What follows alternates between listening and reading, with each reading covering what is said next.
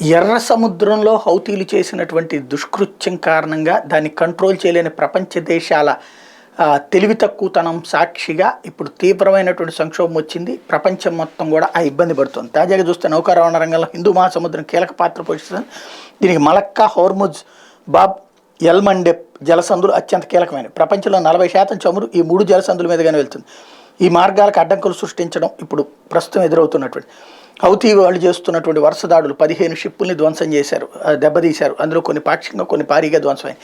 ఈ నేపథ్యంలో హౌతీ దాడులతో బెంబేలెత్తిన షిప్పింగ్ కంపెనీలు ప్రత్యామ్నాయ మార్గాన్ని ఎంచుకోండి. బాబ్ ఎల్ మండెప్ మార్గంలో నౌకల్ని తిప్పబోమని ప్రకటించింది. ఇది 10% అంతర్జాతీయ వాణిజ్యం మీద ప్రభావం చూపెట్టబోతుంది. ఎర్ర సముద్రం మీదుగా 35% రవాణాని ఆపేసినాయి. మార్క్స్ అట్లాగే ఎంఎన్సి, హపాగ్లాయిడ్ కంపెనీలు రవాణాను నిలిపేసినాయి. బీపీ చమురు కంపెనీ రవాణాని కూడా ఆపేసింది.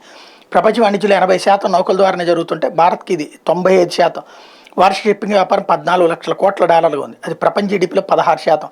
అన్ని రవాణా వ్యవస్థల కంటే షిప్పింగ్ చౌక్ కావడంతో అధిక రవాణా దీని ద్వారానే జరుగుతుంది. దుస్తుల నుంచి కార్లు, చమురు, గ్యాస్కి నౌకలే ఆధారం. ఇజ్రాయెల్ హమాస్ యుద్ధం ప్రారంభమయ్యాక నౌకా రవాణా వ్యయం పెరిగింది. 40 అడుగుల కంటైనర్ ధర 5% పెరిగింది. ఏడాదికి 19,000 నౌకలు సూయజ్ కాలువ మీదుగా ప్రయాణిస్తాయి. దీనివల్ల 30 రోజులు సమయం కలిసి వస్తుంది. అదే ఆఫ్రికా చుట్టూ తిరిగి వస్తే అధిక రవాణాతో పాటు సమయం కూడా వృధా అవుతుంది. ప్రస్తుతం హౌతీ దాడులతో బీమా కంపెనీలు ప్రీమియంను కూడా పెంచినాయి. ఈ భారము అంతిమంగా ప్రజల మీద పడేటువంటి పరిస్థితి ఉంది.